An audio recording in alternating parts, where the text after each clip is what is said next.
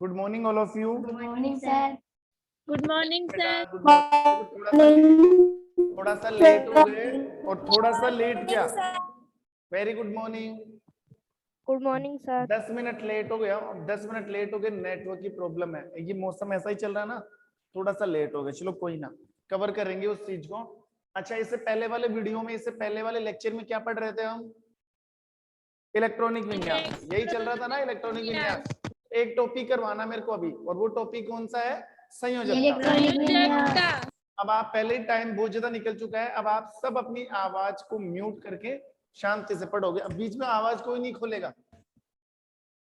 संयोजकता,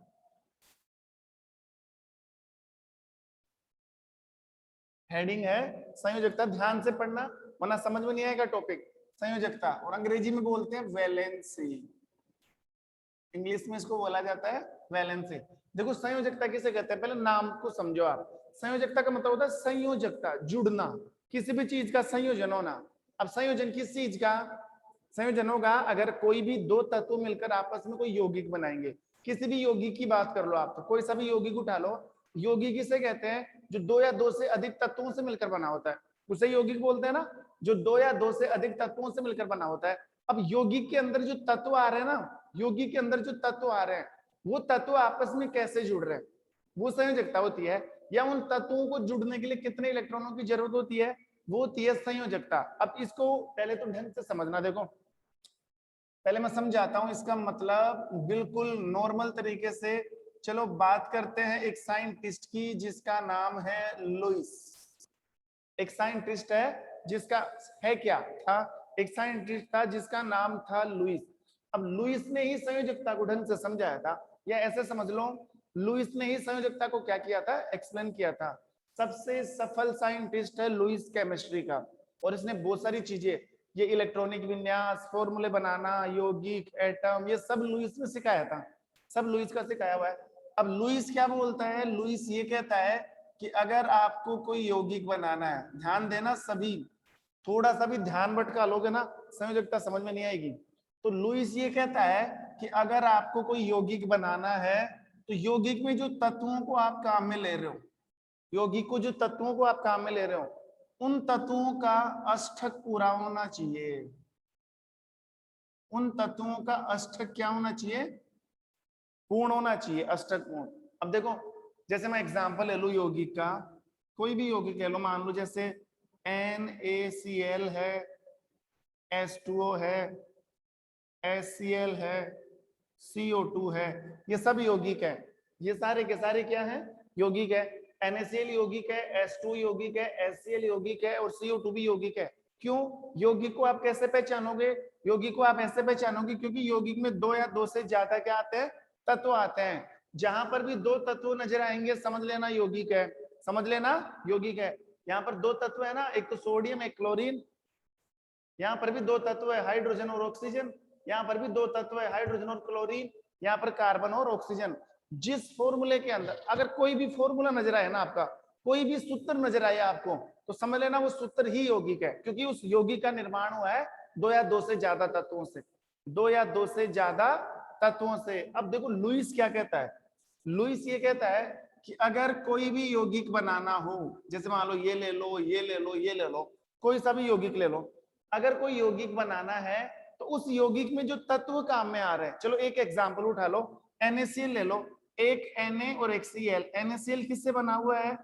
Na और Cl, Na और Cl से। तो लुईस ये कहता है कोई भी यौगिक है, अगर उस यौगिक में जो तत्व काम में आ रहे हैं, जैसे इसमें Na और Cl काम में आ रहे हैं, तो वो तत्व आपस में जुड़कर, ये लाइन बहुत इंपॉर्टेंट है, वो तत्व आपस में जुड़कर यौगिक तभी बनाएंगे, वो तत्व आपस में जुड़कर यौगिक तभी बनाएंगे जब इन तत्वों का अष्टक पूरा होगा। देखो कहने का मतलब ये है कि Na और Cl आपस में मिलकर क्या बनाते हैं? NaCl। तो Na और Cl आपस में ऐसे ही थोड़ी जुड़ गए, Na और Cl आपस में तभी जुड़ेंगे जब इनका अष्टक पूरा होगा, जब इनका अष्टक पूरा होगा। और अष्टक से क्या मतलब है? अष्टक से मतलब ये है कि इन तत्वों के बाह्यतम कोश में 8 इलेक्ट्रॉन पूरे होने चाहिए। किसी भी तत्व के बाह्यतम कोष में, मतलब सबसे बाहर वाली क्लास में कितने इलेक्ट्रॉन होने चाहिए? 8 इलेक्ट्रॉन। कितने? 8। जैसे मैं इनका इलेक्ट्रॉनिक विन्यास लिखूं, सोडियम आता है 11 पर और क्लोरीन कितने पर आता है? 17 पर। पहले इनका इलेक्ट्रॉनिक विन्यास लिखोगे आप, इसलिए तो मैंने इलेक्ट्रॉनिक विन्यास सिखाया था पहले तुम्हें। अब सोडियम का इलेक्ट्रॉनिक विन्यास क्या है? 1s2 2s2 2p6 3s1, यही होता है। क्लोरीन का इलेक्ट्रॉनिक विन्यास क्या है? 1s2 2s2 2p6 3s2 3p5। अब मैं क्या बोल रहा हूं? मैं क्या, लुईस क्या कहता है? अगर कोई भी दो तत्व मिलकर यौगिक का निर्माण करते हैं, कोई भी दो तत्व मिलकर अगर यौगिक का निर्माण करते हैं, तो वो दो तत्व आपस में तभी जुड़ेंगे, जब उन दोनों तत्वों के बाह्यतम कोष में 8 इलेक्ट्रॉन होगा। बस आप तो एक चीज दिमाग में रख लो, तत्वों के बाह्यतम कोष में 8 इलेक्ट्रॉन होना चाहिए। 8 का मतलब अष्टक, अष्टक का मतलब 8 इलेक्ट्रॉन होने चाहिए बाहर वाली क्लास में। अब देखो सोडियम की बाहर वाली क्लास कौन सी है? पहली है, दूसरी है कि तीसरी है? बताओ। देखे सोडियम की बाहर वाली क्लास कौन सी है? पहली, दूसरी या तीसरी? तीसरी है। कैसे? जैसे मान लो सोडियम का डायग्राम बनाए हम, तो ये तो सोडियम का नाभिक, ये पहली क्लास, ये दूसरी क्लास, और ये कौन सी क्लास? तीसरी क्लास। तो सबसे बाहर वाली तो तीसरी क्लास ही है। अगर मान लो यहाँ पर 4 आता तो बाहर वाली क्लास कौन सी हो जाती? 4 हो जाती। अगर मान लो सबसे बाहर 5 आता तो बाहर वाली क्लास कौन सी हो जाती? 5। ये पहली क्लास है, ये दूसरी क्लास है, और ये कौन सी क्लास है? तीसरी। अब आप सोच सकते हो, अब आप दिमाग लगा सकते हो, सबसे बाहर वाली क्लास कौन सी है? तीसरी। किसके लिए? तीसरी। तो सोडियम के लिए। तो सोडियम की बाहर वाली क्लास कौन सी है? तीसरी। बताओ क्लोरीन की बाहर वाली क्लास कौन सी है? तीसरी है। पहली अंदर वाली, दूसरी और ये तीसरी। अब बताओ सोडियम की बाहर वाली क्लास में, बाहर वाली क्लास को बोला जाता है बाह्यतम कोष। बाह्यतम का मतलब बाहर, कोष का मतलब क्लास। तो सोडियम के बाह्यतम कोष में कितने इलेक्ट्रॉन है? 1। ये ध्यान रखना, हमें सिर्फ बाहर वाली क्लास पर नोटिस करना है, उससे पहले नोटिस नहीं करना है। हमें ओनली बाहर वाली क्लास पर ही ध्यान देना है, ओनली बाहर वाली क्लास पर ध्यान देना है, उससे पहले ध्यान नहीं देना, इन क्लासों पर ध्यान नहीं देना। अब बाहर वाली क्लास में सोडियम के पास कितने इलेक्ट्रॉन है? 1। जबकि लुईस क्या कहता है? जबकि लुईस ये कहता है कि अगर दो तत्वों को मिलकर आपस में अगर कोई यौगिक बनाना है, तो उस तत्व के बाह्यतम कोष में कितने इलेक्ट्रॉन होने चाहिए? 8। इसके पास तो 8 है ही नहीं। चलो क्लोरीन की बात देखो। क्लोरीन की बाहर वाली क्लास में कितने इलेक्ट्रॉन है? 5 और 2 7 है ना? 5 क्यों बोला? 7 है। कितने इलेक्ट्रॉन? ये भी तीसरी क्लास है, ये भी 7। समझ में आ गया? 7 इलेक्ट्रॉन। अब बताओ क्लोरीन का भी अष्टक पूरा नहीं है और सोडियम का भी अष्टक पूरा नहीं है, दोनों के पास 8-8 इलेक्ट्रॉन होने चाहिए। अब अगर ये दोनों आपस में मिलकर अपना 8-8 इलेक्ट्रॉन पूरा कर लेते हैं, तब तो ये जुड़कर क्या बना लेंगे? NaCl। बिल्कुल सीधी सी बात है, बिल्कुल साफ सुथरी सी बात है। अगर कोई भी दो तत्व आपस में मिलकर अपना बाह्यतम क्लास में, अपनी बाहर वाली क्लास में अगर 8-8 इलेक्ट्रॉन कर लेते हैं, तब तो वो आपस में जुड़ जाएंगे और किसका निर्माण हो जाएगा? यौगिक का। किसका निर्माण हो जाएगा? यौगिक का। अब बताओ यहां पर सोडियम को अष्टक पूरा करने के लिए कितने इलेक्ट्रॉनों की जरूरत है? 7 इलेक्ट्रॉनों की। अष्टक का मतलब 8। अष्टक का मतलब 8। सोडियम को अगर, हाँ सुनो, सोडियम को अगर अपनी बाहर वाली क्लास में 8 इलेक्ट्रॉन चाहिए, एक तो खुद के पास है, कितने की जरूरत है? 7 की। कितने की जरूरत है? 7 की। और क्लोरीन को कितने की जरूरत है? 1 की। 7 की। अब देखो क्या होगा, सुनना ध्यान से। सोडियम के पास 7 इलेक्ट्रॉनों की कमी है, क्लोरीन के पास 1 इलेक्ट्रॉन की कमी है। अब या तो ये हो या तो ये हो कि क्लोरीन अपने 7 इलेक्ट्रॉन किसको दे दे, सोडियम को। 7 है ना इसके पास, तो इसको दे देगा 8 हो जाएगा, इसकी क्लास हट जाएगी, इसके पास 8 रह जाएंगे। या फिर क्लोरीन अपना या फिर सोडियम अपना 1 इलेक्ट्रॉन किसको दे दे, क्लोरीन को। क्लोरीन को। तो कम से कम किसी एक का तो अष्टक पूरा होगा ना। एक के पास 7 की कमी है, एक के पास 1 की कमी है, तो यहाँ पर अब क्या कर सकते हैं हम, या तो 1 इलेक्ट्रॉन किसको दे दे, सोडियम क्लोरीन को, क्लोरीन को दे दे, या फिर क्लोरीन अपने 7 इलेक्ट्रॉन किसको दे दे, सोडियम को। समझ में आ रहा है कि नहीं आ रहा? आ रहा ना समझ में? Yes sir. अच्छा एक बार थोड़ा ध्यान, नहीं आ रहा? अरे एक बार वापस बता दो। 1 मिनट थोड़ा सा ध्यान लगाए रखो, लास्ट तक आराम से समझ में आ जाएगा। हर चीज को आप समझो। देखो मेन चीज क्या है, वापस लेता हूं मैं। हम संयोजकता पढ़ रहे हैं, तो संयोजकता अभी समझ में नहीं आएगी। संयोजकता से पहले आपको ये लुईस समझना पड़ेगा। लुईस क्या है, वैज्ञानिक का नाम है। तो लुईस ये कहता है कि अगर आपको दुनिया में कोई सा भी यौगिक बनाना है, तो हमें पता है कि यौगिक का निर्माण किससे होता है, तत्वों से। यौगिक किससे बना होता है, तत्वों से। एक तत्व से नहीं, एक तत्व से नहीं, 2 या 2 से ज्यादा।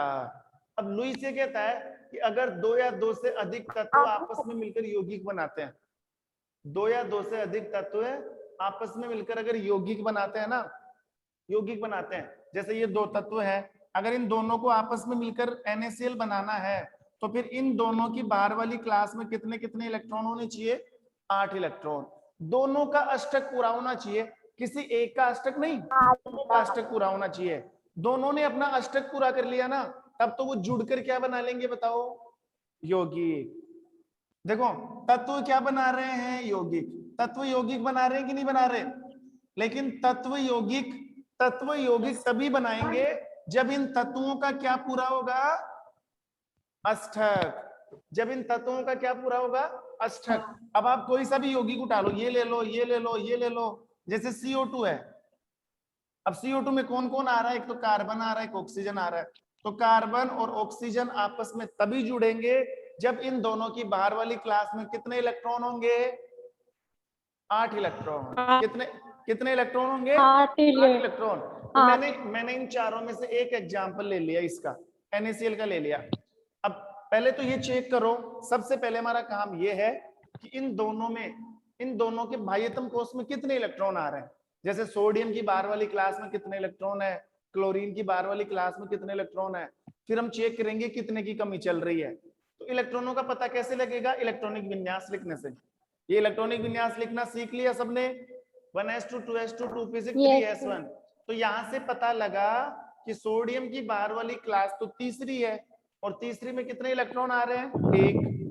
फिर जैसे क्लोरीन का लिखा, तो क्लोरीन का पता लगा कि क्लोरीन की बाहर वाली क्लास भी तीसरी है, जिसमें कितने इलेक्ट्रॉन है, 7। अब सोडियम के पास तो कितने की कमी है, 7 की। क्लोरीन के पास कितने की कमी है, 1 की। समझ में आया ना? अब 1 की कमी चल रही है। 1 मिनट थोड़ा सा बड़ा लिख देता हूं मैं, ताकि तुम्हें नजर आए साफ साफ।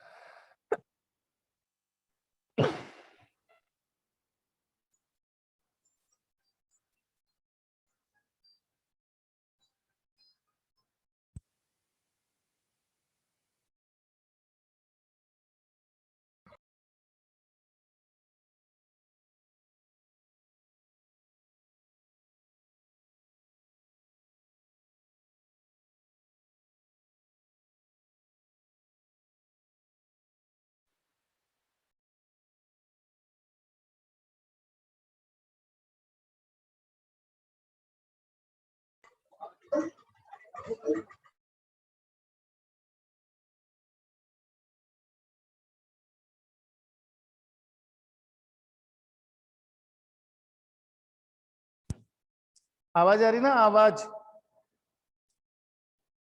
Yes sir. समझना, ध्यान से समझना। एक एग्जांपल ले लेता हूं मैं, अब सब अपना ध्यान लगाएंगे। NaCl। अब इसमें कौन आ रहा है, एक तो Na आ रहा है और एक Cl आ रहा है। अब आपको ये चेक करना है, देखो देखो आवाज बंद करो सबसे पहले, तो आवाज नहीं करोगे, ऐसे टॉपिक में आवाज करो समझ में नहीं आएगा कुछ। NaCl, ये Na और Cl से मिलकर बना हुआ है। ये जो NaCl क्या है? यौगिक है। NaCl क्या है? यौगिक है। तो यौगिक किससे बनता है? तत्वों से। तो NaCl के तत्व कौन से हैं? सोडियम और क्लोरीन। फिर लुईस क्या बोलता है? अगर तत्वों से यौगिक बनाना है तो तत्वों की बाहर वाली क्लास में कितने इलेक्ट्रॉन होने चाहिए? 8 इलेक्ट्रॉन। अब आपको ये चेक करना है, ये दोनों तत्व हैं कि सोडियम और क्लोरीन की बाहर वाली क्लास में 8 इलेक्ट्रॉन है कि नहीं, ये चेक करना है। तो ये कैसे चेक करोगे? ये तो इलेक्ट्रॉनिक विन्यास से पता लगेगा। जब हम इनके इलेक्ट्रॉन लिखेंगे, सोडियम आता है 11 नंबर पर, क्लोरीन आता है 17 नंबर पर। तो सोडियम का विन्यास क्या हुआ? 1 है। अभी भी आवाज हो रही है। 1s2 2s2 2p6, 1s2 2s2 2p6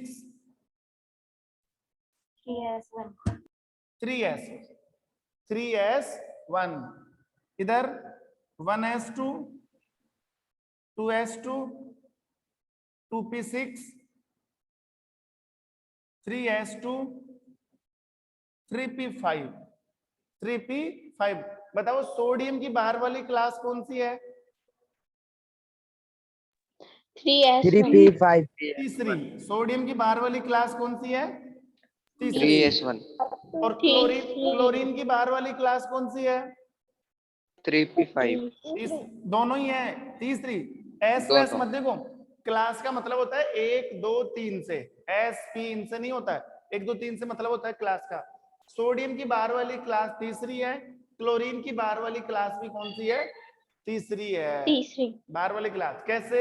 diagram बना के देख लो। मान लो ये सोडियम का नाभिक है, तो सोडियम में कितनी क्लास आ रही है? 1 2 3।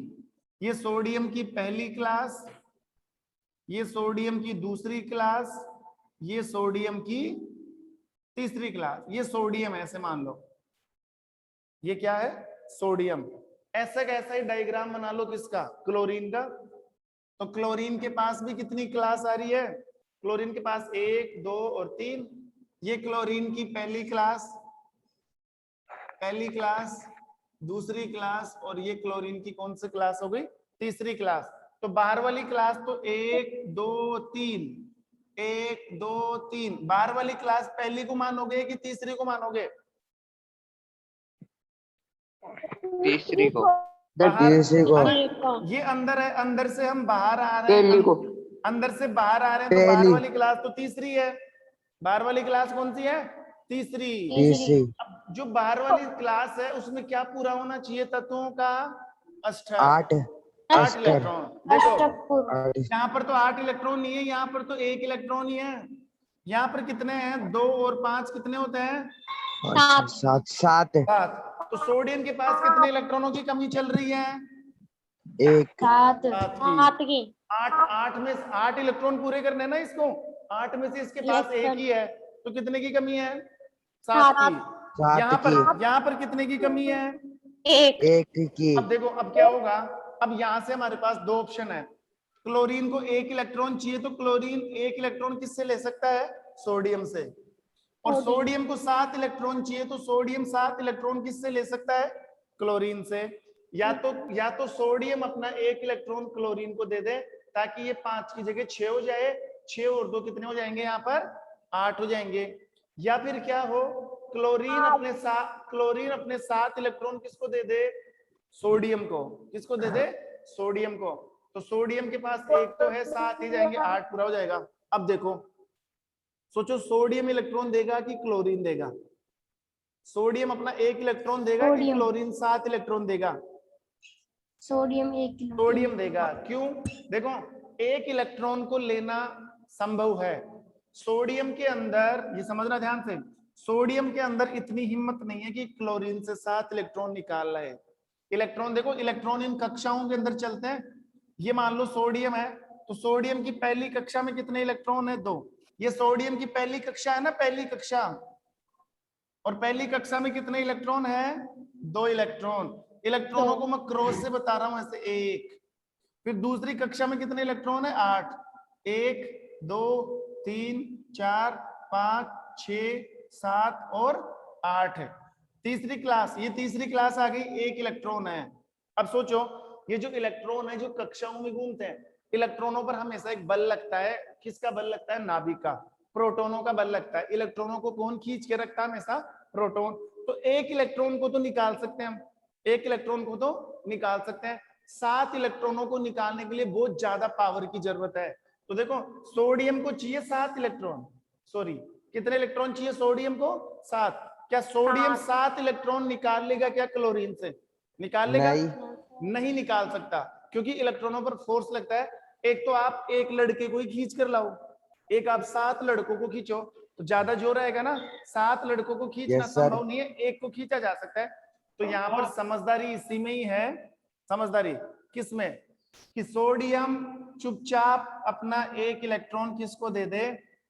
क्लोरीन को। ठीक है, तो सोडियम ने, देखो सोडियम ने अपना एक इलेक्ट्रॉन किसको दे दिया? क्लोरीन को दे दिया। तो ये जो एक इलेक्ट्रॉन है ना, एक इलेक्ट्रॉन इधर देखो, इधर ये जो एक इलेक्ट्रॉन है वो कहां पर चला गया? यहाँ पर। और 5 की जगह कितने हो गए? 6 और 2 कितने हो गए? 8। 8। अब बताओ, क्लोरीन की बाहर वाली क्लास में कितने इलेक्ट्रॉन हो गए? 8। इसका मतलब क्लोरीन का अष्टक पूरा हो गया। क्लोरीन का अष्टक पूरा हो गया। अब सोडियम का चेक करो, सोडियम का अष्टक पूरा कैसे होगा? देखो, यहां से इलेक्ट्रॉन निकल गया। इलेक्ट्रॉन निकलने का मतलब है क्लास ही हट गई। अरे बाहर वाली क्लास में एक इलेक्ट्रॉन है ना, ये वाला, तीसरी क्लास है ये, कितने इलेक्ट्रॉन है? 1। तो ये इलेक्ट्रॉन तो निकल गया, इलेक्ट्रॉन तो निकल गया। इलेक्ट्रॉन निकलने का मतलब है क्लास हट गई। क्लास कोई वहां पर कोई ईंट की दीवार थोड़ी खींच रखी हमने। क्लास का मतलब होती है हवा, ये तो निकल गई। तो इलेक्ट्रॉन के हटते ही ये क्लास क्या हो गई? हट गई। अब बताओ, सोडियम के पास कितनी क्लास बची? 2 कितनी क्लास है? 8। अरे क्लास पूछ रहा हूँ, सोडियम के पास क्लास कितनी बची? 2 बच गई ना, पहली और दूसरी, तीसरी तो हट गई क्योंकि तीसरी का इलेक्ट्रॉन निकल गया। अब इसकी बाहर वाली क्लास कौन सी है? दूसरी। इसकी बाहर वाली क्लास कौन सी है? दूसरी। और बताओ, दूसरी क्लास में इसके 8 इलेक्ट्रॉन पूरे हैं कि नहीं है? 6 और 2 8। तो बताओ, सोडियम का भी अष्टक पूरा हो गया और क्लोरीन का भी अष्टक पूरा हो गया। हुआ कि नहीं? Yes sir. हो गया ना। अब मुझे ये बताना, अब संयोजकता का मतलब क्या है? अब समझना ध्यान से। संयोजकता का मतलब अब निकलेगा। संयोजकता का मतलब क्या होता है? संयोजकता, यदि किसी भी यौगिक के निर्माण में 2 या 2 से अधिक तत्वों का मिलाना जरूरी होता है, या संयोजकता में ये कह सकते हैं, किसी यौगिक को बनाने के लिए, किसी यौगिक को बनाने के लिए 2 तत्वों, या ऐसे भी बोल सकते हो, 2 तत्वों को आपस में मिलकर, 2 तत्वों को आपस में मिलकर यौगिक बनाने के लिए, अपना अष्टक पूरा करने के लिए जितने इलेक्ट्रॉनों की आवश्यकता होती है, वही संयोजकता कहलाती है। वही क्या कहलाती है? संयोजकता कहलाती है। देखो सीधा सा ये है, समझना नॉर्मल तरीके से। सीधा सा मतलब ये है कि अगर तत्वों को मिलकर क्या बनाना है? यौगिक बनाना है। तत्वों को मिलकर क्या बनाना है? यौगिक बनाना है। तो तत्वों के क्या, देखो तत्वों को मिलकर अगर यौगिक बनाना है तो इन तत्वों के बाह्यतम कोश में 8 इलेक्ट्रॉन पूरे होने चाहिए। अगर इन तत्वों के बाह्यतम कोश में 8 इलेक्ट्रॉन नहीं है तो इन तत्वों ने अपना अष्टक पूरा करने के लिए जितने इलेक्ट्रॉनों की पार्टनरशिप की ना, उन इलेक्ट्रॉनों की संख्या ही संयोजकता होती है। नहीं समझ में आया ना? हाँ कि ना? आ गया सर। नहीं आया, मुझे पता है, ऐसे पल्ले नहीं पड़ेगी संयोजकता। देखो संयोजकता का मतलब क्या है? सुनो, संयोजकता का मतलब सीधा तो समझाता हूं। तत्वों को अपना अष्टक पूरा करने के लिए जितने इलेक्ट्रॉनों की आवश्यकता होती है ना, वही संयोजकता है। ये लो, सीधी सी बात है। तत्वों को अपना अष्टक पूरा करने के लिए जितने इलेक्ट्रॉनों की आवश्यकता होती है, अगर 2 तत्वों को मिलकर यौगिक बनाना है तो उन तत्वों को अपना अष्टक पूरा करने के लिए जितने इलेक्ट्रॉनों की आवश्यकता होती है, जितने इलेक्ट्रॉनों की आवश्यकता होती है, उन इलेक्ट्रॉनों की संख्या को क्या बोला जाता है? संयोजकता। अब बताओ, यहां पर क्लोरीन को अपना अष्टक पूरा करने के लिए कितने इलेक्ट्रॉन की जरूरत थी? 1 इलेक्ट्रॉन की। कितने की एक। जरूरत थी? 1 इलेक्ट्रॉन की। एक। तो फिर क्लोरीन की संयोजकता कितनी हो गई? 1। एक। कितनी हो गई? 1 हो एक। गई। संयोजकता 1 होती है।